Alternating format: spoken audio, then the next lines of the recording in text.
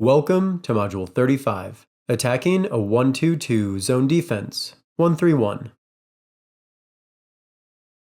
There are many different ways to attack a zone defense. This module will teach you how to use a 1-3-1 zone offense to attack a 1-2-2 zone defense. Here are some key points about using a 1-3-1 against a 1-2-2. As always, please allow us to set the stage for this module. In this first clip, we will see the black team using a 1-3-1, with a top guard, 2 wings, a high post, and a low post, who will often be a baseline runner, as he will run back and forth along the baseline to the ball side of the court. When we continue, watch the low post and the high post. As the pass is made out to the left wing, we see the low post, the baseline runner, quickly sprinting over to the ball side. This is effective as it will create a 2v1 matchup against the low post defender if the high post receives it. Moving ahead just a couple of frames, we can see the high post does a great job of finding the space to receive an entry pass, and we can also see the low post defender here is caught flat-footed. The baseline runner has realized this and will dive straight down the line, taking advantage of the lack of awareness from the defender. We see the high post receives it, the other post defender is drawn out, and a bounce pass is made for a finish at the rim. Here, we again see the black team in a 1-3-1. This time, rather than passing out to the wing, the ball handler will drive towards the wing. We can see that this has drawn out the wing defender on the ball side, creating a large gap for the high post to flash into to receive it.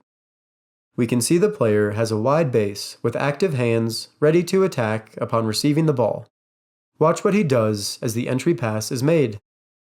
We can see he immediately squares up to the basket as he receives the pass, crucial for a high post to do in order to draw out defenders and make quick decisions.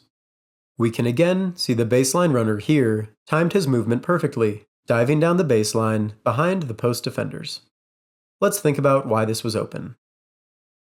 To start the possession, the top guard drove towards the wing, which allowed the wing to push further down towards the corner.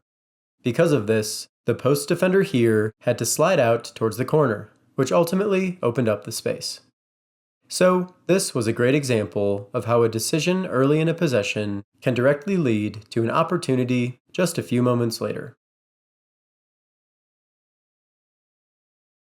After the black team has had success entering it into the high post, the white team has made some defensive adjustments to try and correct for this, bringing their top guard up to pressure the ball handler, and as we'll see in a moment, bringing the weak side post forward to guard the high post.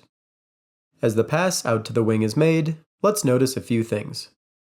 First, we can see the low post defender on the ball side has come out to pressure the ball, leaving space for the baseline runner here to receive it in the short corner. Second, we can see that the low post defender on the weak side has stayed forward to pressure the high post player, leaving tons of space open on the weak side for a potential pass into this wing player who is cutting.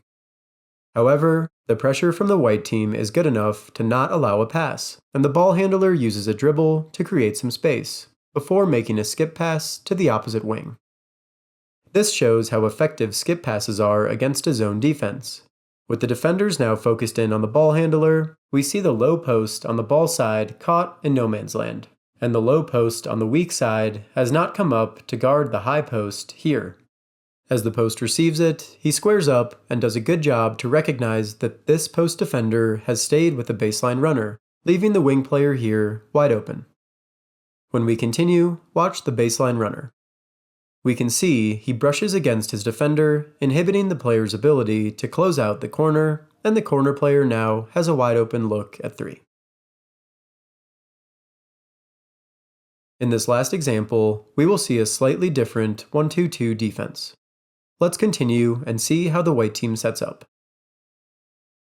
We can see the wing defenders on this team take much more aggressive positions forward, and we can see the top guard sagging in to take away an entry pass into the high post.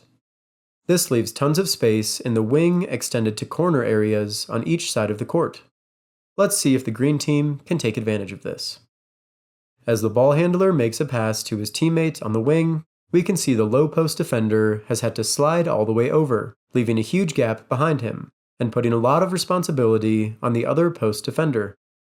As the ball eventually makes its way into the high post, the green team again will read the reaction of the post defenders for white and make decisions based on that. In this case, we see they have slid up towards the ball handler, making a dive from the baseline runner a great option. We'd probably like to see a bounce pass here, but the player is able to control the tipped pass, get to the rim, and draw a foul.